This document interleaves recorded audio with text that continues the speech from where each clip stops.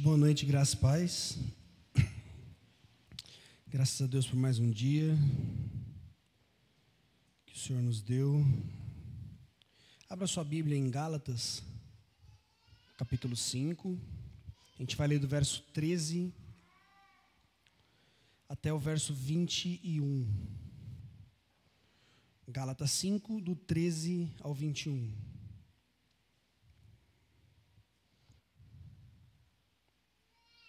Todos acharam? Eu vou ler na Ara, Gálatas 13, Gálatas 5, do 13 ao 21. Vamos lá? Pois vós, irmãos, fostes chamados à liberdade, porém, não useis da liberdade para dar ocasião à carne. Sede antes servos uns dos outros pelo amor. Porque toda a lei se cumpre em um só pretexto, a saber, amarás o teu próximo como a ti mesmo. Se vós, porém, vos mordeis e devorais uns aos outros, vede que não sejais mutuamente destruídos. Digo, porém, andai no Espírito, e jamais satisfareis a concupiscência da carne. Porque a carne milita contra o Espírito, e o Espírito contra a carne, porque são opostos entre si, para que não façais o que porventura seja do vosso querer. Mas se sois guiados pelo Espírito, não estáis sob a lei. Ora, as obras da carne são conhecidas, e elas são prostituição, impureza, lascívia, idolatria, feitiçarias, inimizades, porfias, ciúmes, iras, discórdias, dissensões, facções, invejas, bebedices, glutonarias e coisas semelhantes a estas, a respeito das quais eu vos declaro, como já outrora vos preveni, que não herdarão o reino de Deus os que tais coisas praticam. Vamos orar? Senhor nosso Deus, nós te louvamos, Pai. Te agradecemos pela sua graça no dia de hoje, porque mesmo em meio a tanto caos e dificuldades, e mesmo nos dias que nós pouco vemos a tua graça, o Senhor sempre esteve lá, Pai, conosco, nos auxiliando, nos ajudando. E pedimos que essa mesma graça nos sustente nessa noite, Pai. Que o Senhor fale aos nossos corações, Pai. Que a tua palavra ilumine, Deus, os infernos de nossa alma, Pai. Que a tua palavra possa tocar, Deus, nos nossos pecados, Pai, a fim de feri-los, para sará-los, Pai. Que o Senhor fale aos nossos corações como um bom pai que corrige os filhos, Pai. Que o Senhor possa transbordar a tua palavra em nós, para que possamos te amar, Senhor. Para que, feridos pelo teu evangelho, possamos sair daqui, Deus, esperançosos, Deus, cheios de amor por Cristo Jesus e por sua palavra, Pai. Deus, fala conosco, Pai.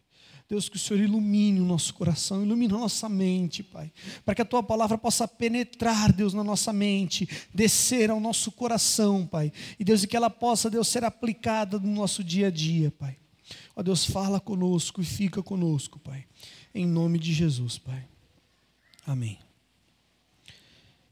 Para que a gente possa entender um pouco desse texto de Gálatas 5, vale a pena a gente entender um pouco do contexto da carta de Gálatas e o porquê que Paulo escreve estas coisas, e até às vezes parece que Paulo está um pouco bravo com a igreja da Galácia, e ele está.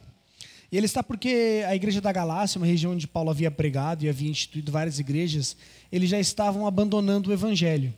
Quando você começa a ler a carta de Gálatas, no capítulo 1, versículo 6, versículo 7, Paulo diz assim: eu estou muito surpreso em ver que vocês estão passando tão depressa daquele que o chamou na graça de Cristo para outro evangelho, o qual na verdade não é outro. Porém, há alguns que estão perturbando vocês e querem perverter o evangelho de Cristo. Então, essa carta, Paulo escreve porque ele havia entendido a necessidade de mandar um recado para a igreja da Galácia. Por quê? Naquela época, no período em que eles viviam e que essa carta foi escrita, a igreja da Galácia estava sendo atacada por um grupo de judaizantes, de pessoas que saíram de Jerusalém e foram até aquela região, e eles foram com o intuito de converterem esses novos cristãos ao judaísmo.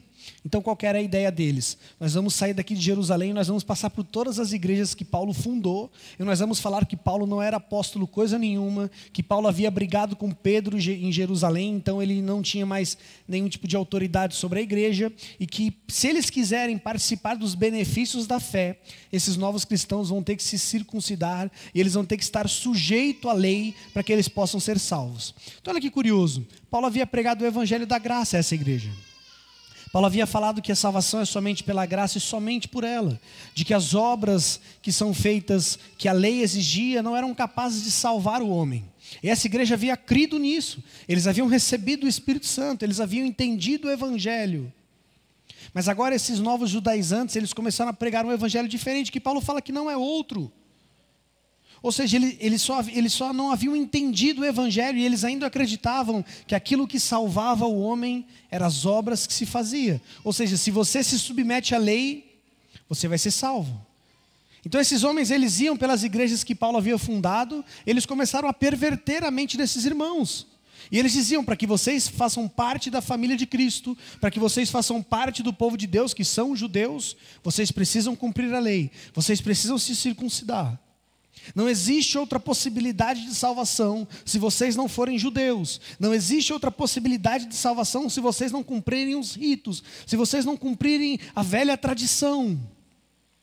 Ou seja, eles olharam para a Torá, que é o Antigo Testamento, que é a lei, e eles não a entenderam, porque eles não entenderam que a lei aponta para Cristo. Pelo contrário, eles acreditavam que o cumprimento da lei era suficiente para que você herdasse o reino de Deus. Então eles começaram a perverter essa igreja. E outra coisa que aconteceu, eles começaram a duvidar do apostolado de Paulo. Esses grupos de judaizantes, eles passavam pelas igrejas que Paulo levantou, e eles diziam, Paulo não é apóstolo. Paulo não faz parte dos 12. Paulo brigou com Cefas, que é Pedro. Paulo não tem mais o direito de governar a igreja. Aquilo que Paulo ensinou para vocês está errado. O evangelho e a mensagem de Cristo Jesus não é para os gentios. A mensagem de Cristo Jesus é para os judeus. Os gentios estão afastados. Aquilo que Paulo fez em pregar o evangelho para vocês está errado. Se vocês querem fazer parte da igreja, do corpo de Cristo, vocês devem ser judeus. Não existe possibilidade de salvação se você não fizer parte do povo judeu. Então a igreja, como diz Paulo, ela começou a se afastar das verdades do evangelho. E é muito curioso que a primeira coisa que começou a acontecer com essas igrejas da Galácia, quando eles começaram a se afastar desse evangelho da graça, é que eles começaram a se machucar entre si. Então olha que interessante, a primeira marca de que essa igreja havia esquecido o evangelho é que eles foram deixando de amar. Ou seja, eles acreditavam naquilo que aqueles judaizantes estavam pregando, e eles começaram a se ferir uns aos outros. Aqueles que queriam se circuncidar começaram a brigar com aqueles que não queriam. Os que eram judeus começaram a brigar com aqueles que eram gentios. E é em meio a esse caos dentro da igreja que Paulo escreve essa carta. E de certa forma você percebe que muitas vezes Paulo até parece que está irado com os Gálatas. Ele chama os Gálatas de insensatos. Quando você lê essa carta, você sente que existe no coração de Paulo uma profunda preocupação. O que está acontecendo com vocês? Paulo diz que está surpreso. Está surpreso com a facilidade em que esses irmãos estão passando do evangelho da graça para o evangelho da lei. A facilidade que eles encontraram em abandonar a salvação somente em Cristo para tornar ao judaísmo, que é a salvação pelas obras. A facilidade com a qual eles aceitaram falsos mestres dentro da igreja. Não pense que falsos mestres na igreja é uma coisa de hoje. Não é novidade no evangelho. Pelo contrário, quando você lê as cartas de João em Apocalipse às igrejas, você percebe a todo tempo ele condenando os nicolaítas, que eram quem? Judaizantes, que não haviam entendido o evangelho e estavam pervertendo as igrejas. Ou seja, não é uma novidade isso que está acontecendo nos nossos dias. Falsos mestres, coachings, teologia da prosperidade, teologia da libertação, teologia da missão integral, tem teologia para tudo. Não é de hoje. E Paulo estava enfrentando essa luta, e os nossos irmãos na Galácia também. E eles estavam perdendo. E eles estavam perdendo porque eles começaram a acreditar nesses homens, a ponto de Paulo falar que eles estavam se devorando e se matando. A expressão que Paulo usa para devorar é como se animais estivessem atacando outros animais. E o que acontece? Não existe vitória nessa guerra. Eles estavam se degladiando e ninguém ia vencer isso, porque eles iriam se matar. Então Paulo, porque amava essa igreja, e porque entendia da urgência e da necessidade que esses irmãos precisavam de entender o Evangelho, ele escreve a carta aos Gálatas. E ele chama: vocês são insensatos, vocês são tolos, vocês provaram da graça de Deus, e vocês ouviram a pregação da graça, o Evangelho da graça, e agora vocês estão abandonando, a ponto de Paulo dizer que se ele voltar a viver sobre a lei, Paulo usa esse termo, então, se eu voltar a viver sobre a lei, está desfeito o escândalo da cruz. Olha que profunda a pregação de Paulo. Ele está dizendo: Gálatas, se vocês abandonarem Cristo Jesus para voltarem à lei, vocês estão desfazendo todo o escândalo da graça, o escândalo da cruz. E qual é esse escândalo? É a mensagem do Evangelho, que Cristo morreu pelos nossos pecados, e que nós somos salvos somente pela graça, de que não existe nada em nós que possa satisfazer a ira divina, de que só Jesus era suficiente para satisfazer toda a ira divina em nosso favor. E se você não crê nisso, você anula a cruz. Não existe Evangelho. Se esses irmãos da Galácia abandonassem essa verdade, o Evangelho estava desfeito. Perceba, Paulo construiu aquela igreja sobre esta verdade, e você destruir esta verdade do Evangelho é destruir o Evangelho. Existem pilares, existem doutrinas que são elementares à fé cristã. Se a mulher pode ou não cortar o cabelo, isso não é elementar. Se você pode ou não fazer tatuagem, isso não é elementar à fé cristã, não é um princípio básico. A cor que deve ser pintada nas paredes da igreja, se é cinza, se é branco, se é azul, isso não tem importância. Mas existem coisas, e a doutrina da salvação somente pela graça é um desses pilares que sustenta a fé cristã. Se você destrói esse pilar, não existe Evangelho. Uma vez perguntaram para o pastor, se não me engano foi o pastor Jonas Madureira, se o Evangelho sobreviveria com a doutrina da graça e a doutrina das obras ao mesmo tempo, né? E eles fizeram a comparação falando de uma pomba, né? Que ela precisa das duas asas, né, para voar. E o Jonas falou: não. O Evangelho é como se essa pomba só tivesse uma asa, que é a asa da graça. E ela pode voar para qualquer lugar com essa asa, porque essa doutrina é elementar. Se você arrancar essa doutrina do Evangelho, você acaba com o Evangelho. E quando Paulo chama esse Evangelho e essa doutrina de escândalo, é porque ele sabia o que isso ia causar na mente dos judeus, porque para os judeus é um escândalo. Como alguém pode ser perdoado sem que cumpra a lei, sem que cumpra as observâncias da lei, sem que faça tudo aquilo que é necessário fazer? Para eles era uma loucura. Você lembra quando os fariseus encontravam Jesus? Uma vez eles encontraram Jesus curando, e Jesus perguntou para os fariseus: o que é mais fácil eu fazer? Perdoar o pecado desse homem ou curá-lo? Então Jesus disse: os seus pecados estão perdoados, vai. E Jesus curou aquele homem, porque para eles era um escândalo. Como pode alguém ser perdoado sem que cumpra a lei, sem que cumpra as exigências da lei? E eles perseguiram Jesus a vida inteira por isso. E quando Jesus morreu e ascendeu aos céus, eles perseguiram os apóstolos. E quando Paulo começou a pregar aos gentios, eles perseguiram Paulo. Porque esses judaizantes, eles não haviam entendido que a salvação é pela graça. E uma vez que eu não creio nisso, está anulado o escândalo da cruz. Se você não crê na salvação somente pela graça, a cruz não faz o menor sentido para você. Filhos, mas onde é que eu participo da obra da salvação? Você participa com os seus pecados. Fora isso, nós não participamos em mais nada. Ela é uma obra exclusiva da graça de Deus, do poder de Deus. Então nós chegamos a esse texto. Após Paulo falar sobre a importância dessa doutrina, sobre a importância da salvação somente pela graça, Paulo diz: vós, irmãos, vocês foram chamados à liberdade. Perceba que esse termo que Paulo usa, chamados, é como se Deus estivesse pegado você e te convocado à liberdade. Esse termo no grego existe uma forma verbal que chama forma passiva do verbo. Quando a Bíblia diz que nós somos chamados, e esse verbo está na forma passiva, ele quer dizer que nós recebemos esse chamado de Deus sem que nós tivéssemos feito nada. Ou seja, eu só recebo essa ação, eu não faço nada. Ou seja, como quando eu chuto uma bola, essa bola não fez nada, ela só recebeu uma ação.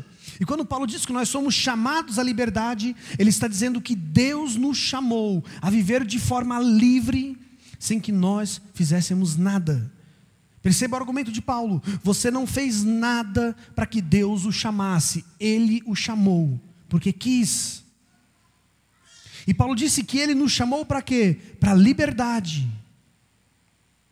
Então olha que curioso o que Paulo está fazendo. Esses irmãos estão voltando de novo à lei. Eles estão voltando de novo à circuncisão e aos ritos. E Paulo falou que Cristo não havia o chamado a isso. Cristo não nos chamou para viver sobre nenhum tipo de escravidão, principalmente a escravidão da lei. E perceba que aqui no livro de Gálatas, a ideia de lei e de carne significam a mesma coisa. Quando Paulo fala sobre obras da lei, quando ele fala sobre obras da carne, Paulo está falando sobre a mesma coisa. Ou seja, Cristo nos chamou para que nós não fôssemos mais escravizados pela carne e pela lei. Ou seja, Ele nos chamou pela sua vontade divina, sem que existisse nada em nós, para que nós fôssemos livres do pecado. Ou seja, nós não podemos aceitar um evangelho onde nós somos escravos de alguma coisa. Você não pode ser escravo do pecado no evangelho, porque Cristo te chamou para a liberdade. E ele continua dizendo: porém, não useis da liberdade para dar ocasião à carne. Porque era o que esses irmãos da Galácia estavam fazendo. Eles estavam usando da liberdade que havia na salvação do evangelho para perverter a salvação e para perverter a graça. Paulo está dizendo: tomem cuidado. Não é porque Cristo vos chamou, não é porque Cristo vos salvou, que vocês podem viver de qualquer jeito. Vocês não podem ser escravos da carne. Não usem da liberdade que existe em Cristo Jesus para ser escravo do pecado. Não usem da liberdade que existe no evangelho para se submeter a uma vida mundana, a uma vida perdida. Porque Cristo nos chamou para a liberdade, e nós não podemos usar da liberdade que há no evangelho para dar lugar à carne. Pelo contrário, Paulo diz: sede antes servos uns dos outros pelo amor. Perceba o que Paulo está fazendo, isso é fantástico.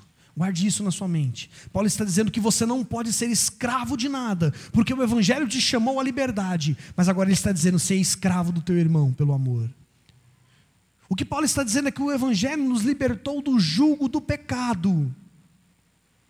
E aqui nós iniciamos uma nova época de escravidão, a escravidão do amor. Cristo nos chamou para que nós fôssemos servos uns dos outros pelo amor. E a palavra que Paulo usa para servos é doulos, é aquele que era escravo, era aquele que deveria servir a todo custo. Ou seja, a liberdade que existe no evangelho, ela é condicionada pelo serviço e pelo amor. Agora você já não é mais escravo do pecado, agora você é escravo do amor. Você não é mais servo do diabo, agora você é servo de Cristo Jesus, porque Cristo te arrancou do império das trevas, e agora Ele te colocou no império dEle, no império da luz, e nesse império da luz existe um rei, e nesse império da luz existe um Deus, e nós somos servos deste Deus, nós somos servos deste Senhor. Perceba, a liberdade que é em Cristo, a liberdade que há no evangelho não te permite viver de qualquer forma. A liberdade que há no evangelho te ensina que a verdadeira liberdade é servir um ao outro em amor.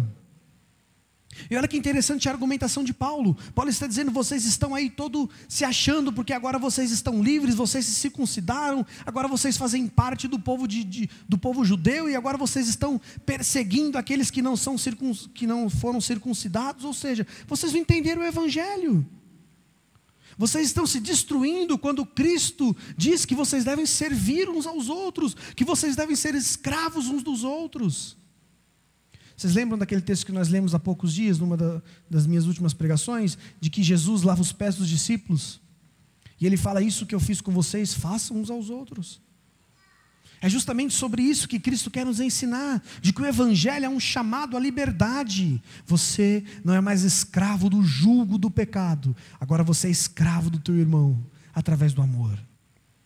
Você é servo do teu irmão através do amor, porque quando você ama o seu irmão, você está servindo a Deus. O resumo do Evangelho é esse, o resumo da lei é isto: amarás o teu Deus sobre todas as coisas e o teu próximo como a ti mesmo. Ou seja, Jesus resume toda a lei, Jesus resume tudo aquilo que os judeus não entenderam em dois princípios: ame a Deus e ame ao seu próximo. O Evangelho te permite esta liberdade de amar, porque entenda, o princípio que Paulo parte é de que todos nós somos caídos, de que por natureza nós somos escravos.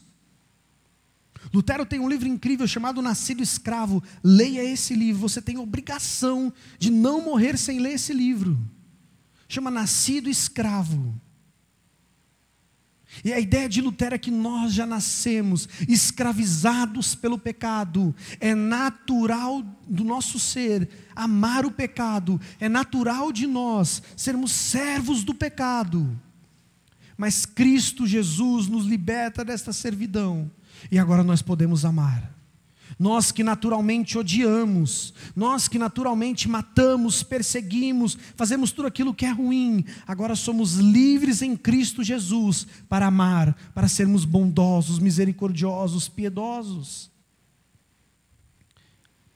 E ele diz: porque a lei se cumpre em um só preceito, a saber, amarás o teu próximo como a ti mesmo. Vinícius, quem é o meu próximo? É todo mundo que aparecer na tua vida. Eu sei que é difícil amar. A tarefa de cumprir a lei através do amor é difícil. Não é fácil amar pessoas que não pensam como nós. Não é fácil amar pessoas que não são como nós. É difícil. Muitas vezes nós não amamos nem as pessoas que são próximas de nós. Mas Jesus diz que esse é o resumo de toda a lei. Ou seja, a lei, ela existe para apontar o amor que é em Cristo Jesus. A lei não é capaz de te salvar, entenda isso. Você não será salvo pelo seu esforço, você não será salvo pelos seus atos de justiça. Nós somos salvos pela graça exclusiva de Cristo Jesus, que abundou em nós. E nós somos salvos para amar. Porque nisso se resume toda a lei. E Paulo diz no versículo 15: se vós, porém, vos mordeis e devorais uns aos outros, vede que não sejam mutuamente destruídos. Ou seja, como é possível que alguém entenda o Evangelho se nós continuamos a se destruir por falta de amor? Toda vez que você não ama o seu irmão, toda vez que você não auxilia, não ajuda, você está o destruindo. O argumento paulino é muito simples: de que é natural da sua carne, é natural da vida sem Cristo, que você se degladeie com o seu irmão, que você lute contra ele, que você o destrua. Mas dentro do Evangelho, nós não temos essa autorização de Deus. Nós não podemos odiar o nosso irmão. Nós não podemos odiar as pessoas que pensam diferente de nós. E isso é um duro trabalho, isso é difícil. Mas Cristo nos chamou a isso. Então, Paulo continua no versículo 16, ele diz: digo porém. Olha que interessante, este porém que Paulo usa aqui, é para contrastar aquilo que ele está falando. Ele está dizendo que os Gálatas estão vivendo sob a lei. Lembra que na carta aos Gálatas, lei e carne é a mesma coisa. Eles estão vivendo sobre as obras da carne. Eles estão querendo retornar à antiga lei, à circuncisão, a tudo aquilo que Paulo havia dito a eles que havia acabado. Que agora Cristo, ele havia inaugurado uma nova aliança, a aliança da graça e não mais a aliança das obras. E ele diz: vocês querem viver assim, mas eu digo porém, existe outra forma de vida. E ele diz: andai no Espírito e jamais satisfarei a concupiscência da carne. Olha que interessante, existe uma solução para os Gálatas. O contrário de andar sobre as obras da lei, o contrário de andar sobre as obras da carne, é andar pelo Espírito. E o termo que Paulo usa de andar pelo Espírito é como se o próprio Espírito pegasse nas nossas mãos e nos guiasse. Quando Paulo diz andar em espírito, a ideia de Paulo é que o Espírito nos guiaria em todas as coisas, de que Ele nos tomaria pela nossa mão e nos levaria por um caminho seguro. Ou seja, o contrário de andar pelas obras da lei e pela carne é ser guiado pelo Espírito, é andar pelo Espírito. E ele diz que se nós andarmos pelo Espírito, nós jamais satisfaremos as concupiscências da carne. Olha que interessante a promessa que existe nesse versículo. Se você andar pelo Espírito, você jamais vai satisfazer as concupiscências da sua carne. E como é que nós andamos pelo Espírito? Através da palavra, da leitura da palavra, através da oração, através do amor, através do serviço. Paulo está dizendo que se nós fizermos isso, nós não satisfaremos as concupiscências da carne. E concupiscências para Paulo, nesse texto, significa esse desejo desenfreado em que nós temos de pecar. Concupiscência é esse amor pelaquilo que é errado. A palavra concupiscência ela é só usada no Novo Testamento de forma pejorativa. É para tudo aquilo que não presta. Paulo está dizendo que se nós andarmos guiados pelo Espírito, nós nunca, jamais satisfaremos a vontade da carne. Entenda, Paulo está sendo enfático, ele está dizendo que é verdade. Ou seja, se você for guiado pelo Espírito, a sua carne será destruída. Você não vai andar pelas obras da carne. Ou seja, Paulo está alertando aos Gálatas, existe uma porta de salvação. Andem no Espírito. Como é que eu faço isso? Orando, lendo as Escrituras, congregando na igreja local, que são os meios de graça de Cristo Jesus, servindo o seu irmão, servindo a igreja, servindo o mundo. Isso é andar em espírito. Versículo 17 diz, porque a carne, ela milita contra o espírito, e o espírito contra a carne, porque eles são opostos entre si. Olha que curioso, essa luta que nós temos no nosso interior. A partir do dia em que Cristo nos converte, em que nos é apresentado o evangelho da graça, a partir daquele dia começa uma batalha incessante na nossa vida. Porque Paulo diz que a carne, as obras, a concupiscência da carne, os desejos do nosso coração, eles militam contra o Espírito, eles militam contra a vida guiada pelo Espírito. Não existe paz. Não pense em você que você vai encontrar paz um dia. A sua carne sempre lutará contra o teu Espírito. Ah, Vinícius, é por isso que eu estou sempre pecando? Não. Nós sempre pecamos porque nós somos sem vergonhas. Porque nós não entendemos a mensagem do Evangelho. O que Paulo está dizendo não é que você tem liberdade para pecar, porque a carne sempre milita contra o Espírito, não. Paulo está dizendo que eles são de naturezas opostas. O Espírito pertence a Deus, e as obras da carne pertencem a Satanás, o inimigo. E eles vão estar em constante luta.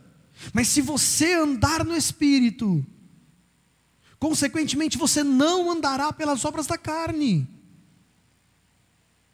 Vinícius, mas eu peco, sim.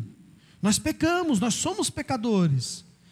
Lembre o termo que Paulo usa, ele milita, ele guerreia. É um termo militar, a nossa carne está em constante guerra contra o nosso espírito. Mas nós não podemos viver dominados pela carne, porque nós somos libertos. O Augusto Nicodemos usa um exemplo muito interessante. Ele diz que quando ele morava na África do Sul, ele fez uma viagem do sul até o norte, uns 5.000 quilômetros. E aí um rapaz perguntou para ele se aconteceu algum imprevisto nessa viagem. Ele disse que aconteceu, o pneu do carro estourou. E ele disse que a vida do cristão é como essa viagem. O pneu do carro pode estourar uma vez. Mas se o pneu do carro estourasse a cada 2 quilômetros, teria um problema no carro. Ou seja, nós pecamos sim. Mas se você passa a sua vida inteira pecando, você não está andando no Espírito. Pode acontecer do pneu furar e de nós tropeçarmos? Sim, isso vai acontecer. Nós somos fracos, nós somos falhos. E é por isso que a graça de Deus superabundou em nós. Mas se você vive guiado pelas obras da carne, alguma coisa está errada. Você não está andando no Espírito. Perceba, Paulo está dizendo que eles guerreiam entre si. E se você andar no Espírito, A vida no Espírito vai vencer a vida da carne. Mas se você andar na carne, a vida da carne vai vencer a vida do Espírito. Esse contraponto que Paulo quer fazer é importantíssimo para a nossa vida. Perceba, nós estamos em constante guerra. Não existe paz na nossa consciência. Nós servimos a Cristo em um mundo caído. E nós seremos tentados sempre. E nós não somos tentados por nada de fora. Porque o que corrompe o homem é aquilo que vem de dentro. Nós já somos corrompidos por natureza. E a corrupção e a concupiscência da carne que existe em nosso coração, ela está desesperada. Ela guerreia contra a obra do Espírito em nós todos os dias. A vontade de Deus é sempre atacada pela vontade da carne. E você sabe muito bem o que é isso na prática. Nós sabemos o que é isso. Nós somos cristãos, mas nós somos tentados dia após dia. Nós somos tentados a todos os momentos. A nossa carne quer falar a todos os momentos. A impressão que dá é que esse velho homem não morre nunca. A impressão que dá é que ele nunca vai embora. Eu até entendo algumas igrejas quando eles fazem o batismo, eles dizem que só é possível fazer o batismo no rio, né? Que tem que ser em água corrente, que é para ver se o velho homem morre afogado e vai embora, para ele não voltar mais. Porque a sensação que nós temos é que ele não nos deixa. E Paulo usa um termo muito interessante para isso. Ele diz: quem é que vai me livrar deste corpo de morte? Existia um antigo castigo romano. Se você matasse uma pessoa sem autorização do império ou de forma injusta, o império romano ele amarrava o corpo desta pessoa morta em você para o resto da sua vida. E você morreria aos poucos com o corpo daquela pessoa amarrado, porque a podridão do corpo dela alcançaria o seu corpo. E é isso que Paulo quer dizer, que o pecado é como um corpo morto amarrado em nós. E Paulo diz: quem é que vai me livrar deste corpo de morte? E Paulo continua dizendo: mas graças a Deus por quem? Por Cristo Jesus. Porque existe solução para este corpo de morte. É a vida no Espírito. É andar no Espírito, é viver no Espírito. Porque se nós praticarmos aquilo que Deus espera de nós, a nossa carne nunca vai vencer esta guerra. Perceba, você não consegue ganhar essa guerra. Entenda, aceite esta verdade. Nós não conseguimos ganhar esta guerra por nós mesmos. Nós somos incapazes. Porque se fosse possível que a nossa própria pureza vencesse esta guerra espiritual, Cristo e o escândalo da cruz estaria desfeito. Mas a cruz, ela existe para mostrar para o homem que nós não podemos vencer essa guerra. Não existe nenhuma forma de nós derrotarmos esta vida da carne que não seja por meio da obra de Cristo Jesus em nós. E a partir desta obra de Cristo Jesus em nós, da conversão, da salvação, agora nós podemos viver no Espírito. Então agora nós conseguimos perceber o que Paulo quer dizer, que o Evangelho e Cristo nos chamou para a liberdade.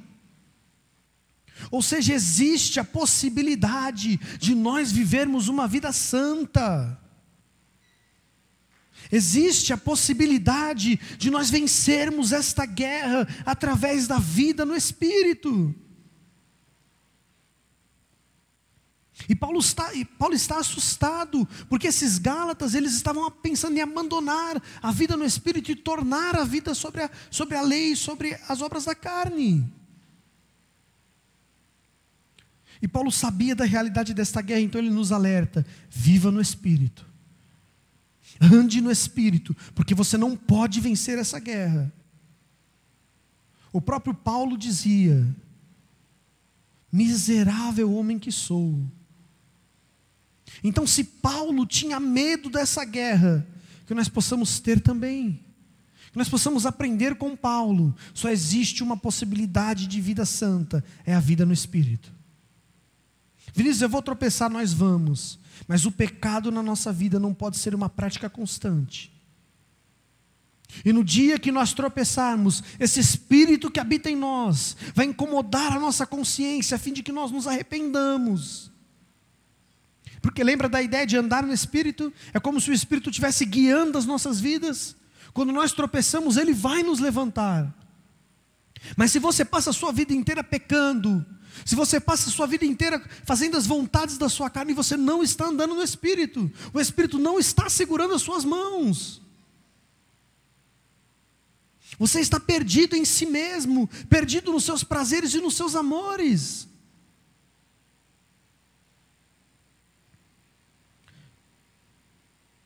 Paulo diz que o Espírito milita contra a carne, eles são opostos entre si. Versículo 18 diz: mas se sois guiados pelo Espírito, não estás mais sobre a lei. Ou seja, se nós somos guiados pelo Espírito, já não existe mais a lei, já não existe mais obras, já não existe mais a carne. E Paulo continua dizendo: ora, as obras da carne são conhecidas. Então olha que interessante. Paulo está dizendo que essa vida na carne, ela é uma coisa natural para nós. Nós conhecemos essa vida na carne. Nós não sabíamos o que era a vida no Espírito. Nós não sabíamos o que era santidade, o que era pureza. Nós só conhecíamos a destruição. Nós estávamos mortos quando Ele nos chamou. Tudo que nós conhecíamos era morte, era destruição, era iniquidade, era desamor. As obras da carne para nós são naturais. Se você ouvir o seu coração, você naturalmente será direcionado ao amor ao mundo. Se você ouvir o seu coração e não andar no Espírito, é natural que você seja lançado a Satanás. Porque Paulo diz que as obras da carne são conhecidas, e ele começa dizendo prostituição, impureza, lascívia. Perceba que ele vai dividir as obras da carne por alguns aspectos. O primeiro aspecto é o aspecto sexual, e ele diz prostituição, impureza e lascívia. Nós sabemos o que é isso. Não é nada de assustador, a nossa vida sem Cristo é assim. Hoje o nosso mundo está caído e nós vemos isso.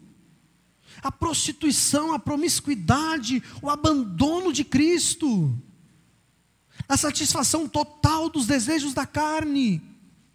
Não é nada de novo para a gente convive com isso todos os dias. Nós conhecemos pessoas que amam mais o seu corpo do que a Deus, pessoas que se prostituem. Quantos que nós conhecemos que traem as suas esposas, que abandonam os seus lares?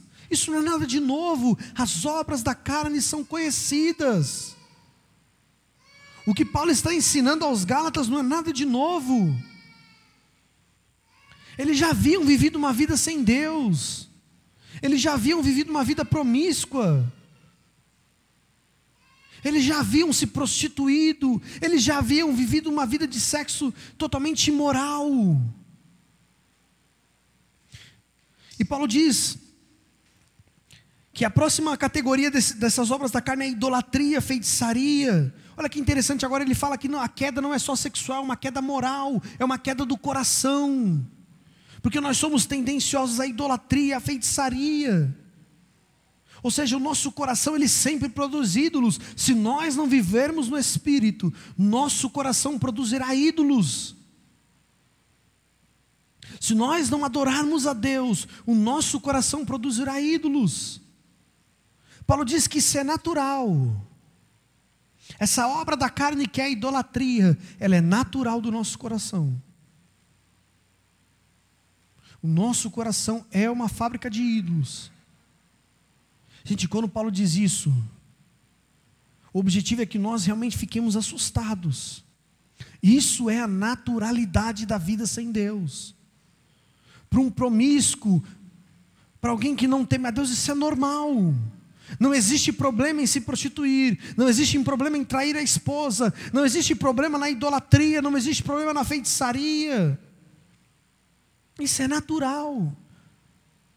Mas para aqueles que são guiados pelo Espírito, isso não é natural, porque Cristo nos libertou disso. Outra coisa interessante é a palavra feitiçaria.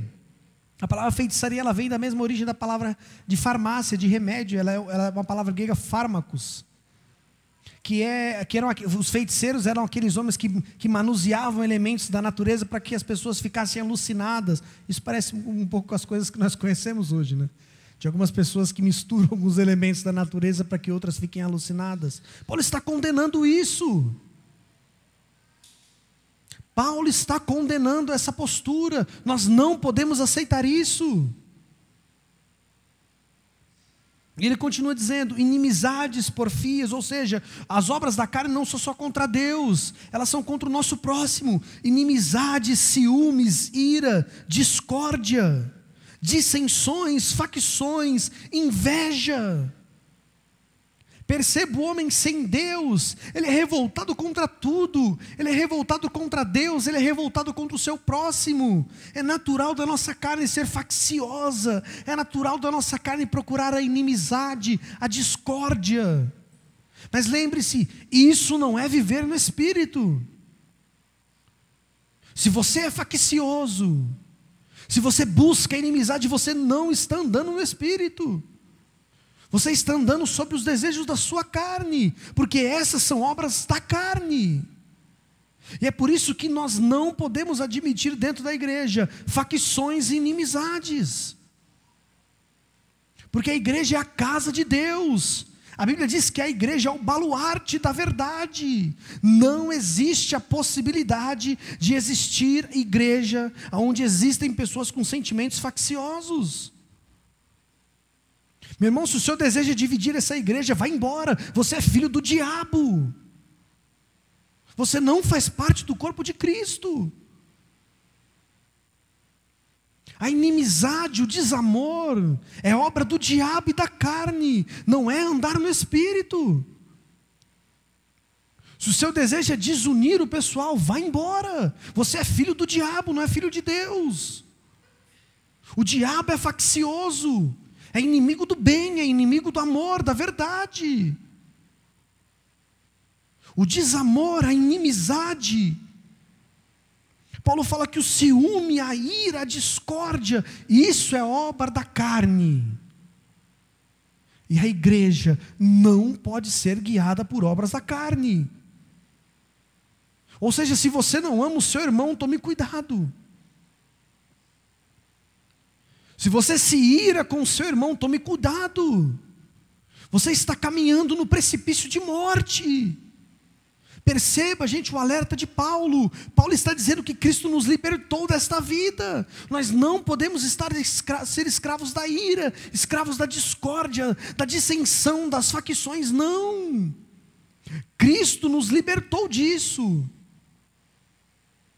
E o contrário disto é a vida no Espírito. Se você é guiado pelo Espírito, o nosso coração de forma alguma pode sentir esses desejos.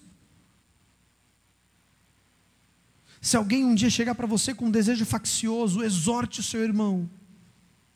E não exorte para destruí-lo, exorte porque você o ama. E você sabe do perigo que é quando alguém tenta dividir a igreja de Deus. Gente, a igreja é a noiva de Cristo. E a Bíblia diz que se tem uma coisa que Deus odeia, é aquele que causa contenda entre os irmãos. Porque a igreja é o corpo de Cristo, e ai daquele que tentar dissolver o corpo de Cristo. Paulo chama isso de obra da carne. Isso é o contrário da vida cristã. Isso é o oposto da vida cristã. Essas obras militam contra as obras da vida cristã. Se o seu coração é faccioso, se o seu coração é irado contra o teu irmão, tome cuidado. E ele continua dizendo, bebedices, glutonarias. Ou seja, a vida na carne, ela prejudica o seu próprio corpo. Se você é dado ao vinho, se você é dado às bebidas, se você é dado a muita comida, se arrependa. E aqui fica um adendo para nós cristãos, porque nós comemos muito. Porque às vezes nós comemos para satisfazer os desejos da nossa carne. Isso é pecado. E nós temos que se atentar a isso. Isso é um alerta para nós. E Paulo continua dizendo, a respeito da quais das quais eu vos declaro, eu já havia os prevenido antes. Olha que interessante, isso tudo que Paulo está falando aos Gálatas, eles já sabiam, eles já conheciam. Paulo, quando pregou o evangelho a esses irmãos, já havia ensinado isso a eles. E Paulo continua dizendo que aqueles que praticam tais coisas, eles não herdarão o reino de Deus. Isso é assustador. Paulo está dizendo que aqueles que praticam e vivem na carne, eles não herdarão o reino de Deus. O reino de Deus não é o lugar dos facciosos. O reino de Deus não é o lugar daqueles que se prostituem. O reino de Deus não é o lugar dos promíscuos. O reino de Deus não é o lugar da mulher sensual, não é o lugar do homem adúltero. O reino de Deus é um reino de paz, de justiça, de santidade.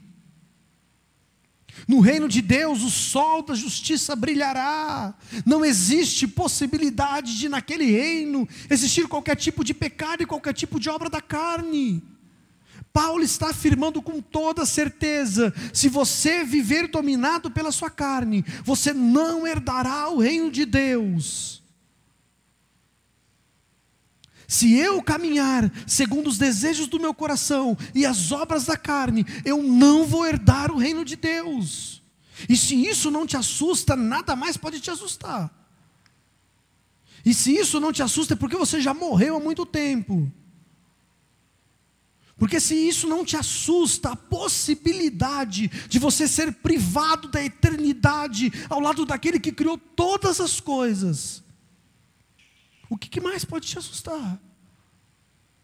Se não me assusta a possibilidade de ser tomado de mim o eterno bom, o eterno bem, o que mais pode me assustar? Se o meu coração não teme a possibilidade de eu passar a eternidade sendo condenado pela santidade e pela justiça de Deus, porque eu vivi uma vida promíscua, uma vida de obras de carne, de desejos do coração, e agora eu vou passar a eternidade longe daquele que é todo bom e todo amoroso, isso deve me assustar.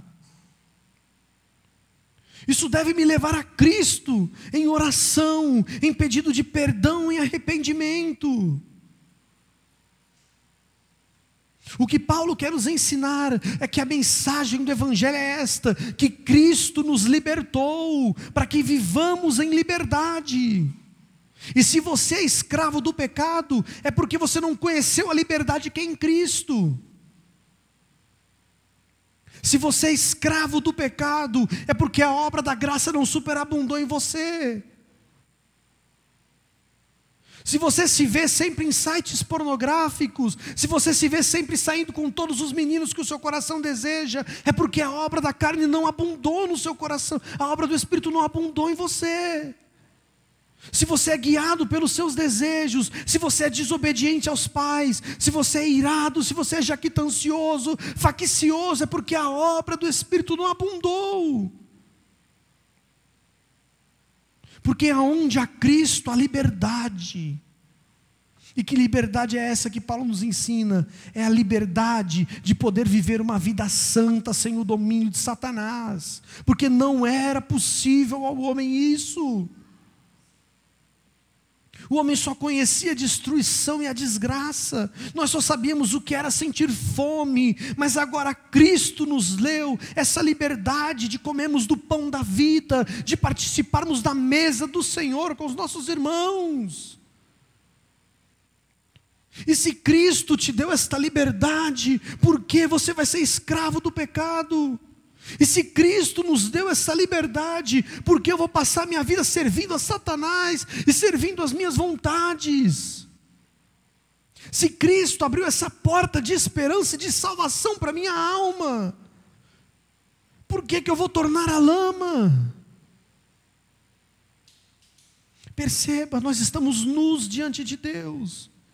Talvez o seu pastor não conheça os teus pecados, talvez os teus pais não conheçam os teus pecados, mas lembre-se de que nós habitamos no mundo de Deus, e os olhos de Deus, eles percorrem a terra, E não existe nada que Deus não veja.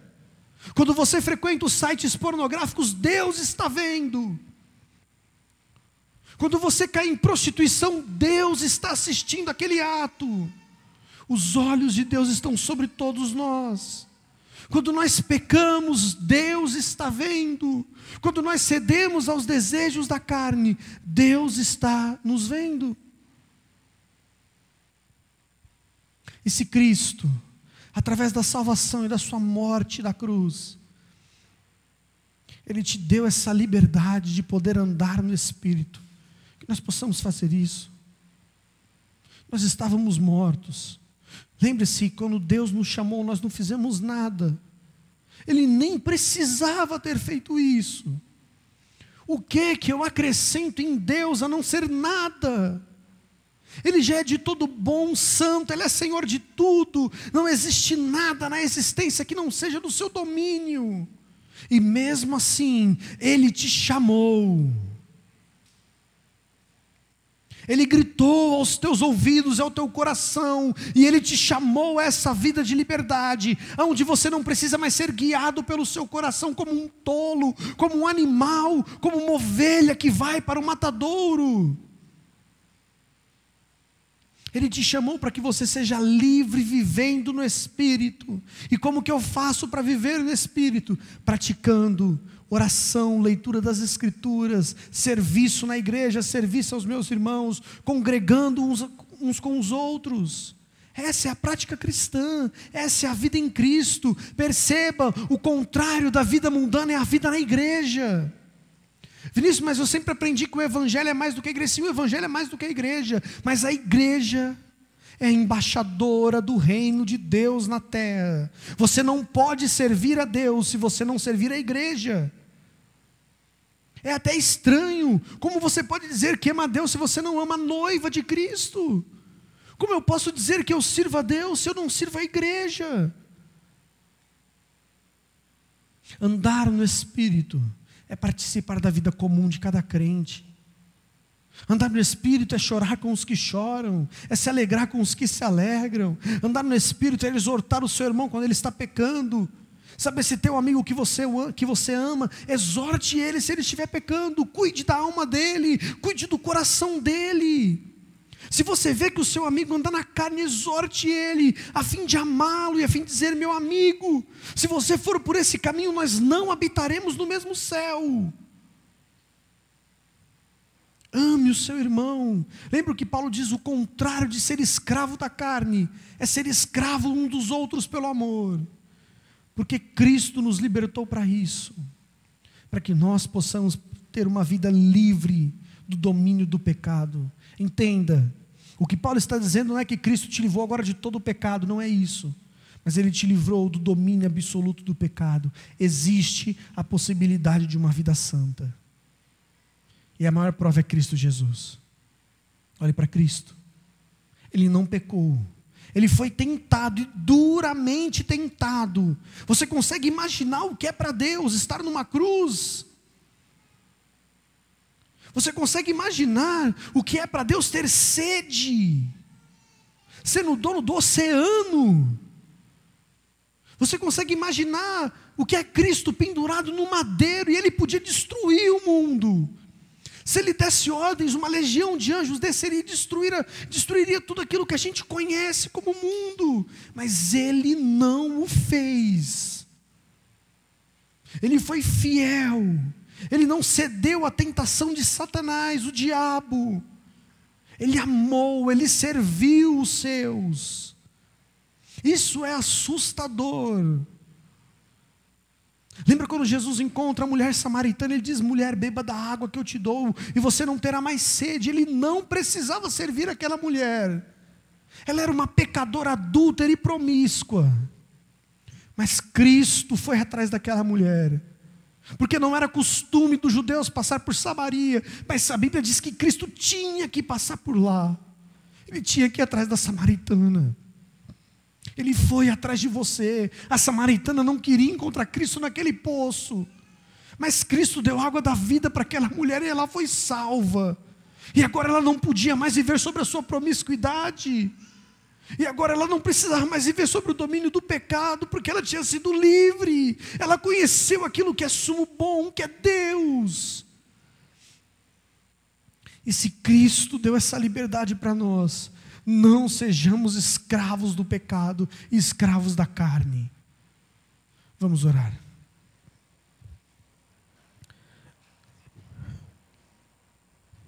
Senhor nosso Deus, nós te louvamos pela graça, te louvamos pela obra de Cristo Jesus, Pai. Te louvamos pela liberdade que é em Cristo, Pai. Te louvamos pela possibilidade de uma vida santa que não existia para nós, Pai. Nós estávamos perdidos, nós amávamos o mundo, amávamos a impiedade, o ódio, amávamos a lascívia, a prostituição, mas agora através da vida no Espírito, nós podemos amar o nosso irmão, nós podemos servir, podemos fazer o bem, podemos ser bondosos, podemos ser fiéis, Pai. Muito obrigado, Deus, porque o Senhor abriu essa porta de salvação para nós, Pai.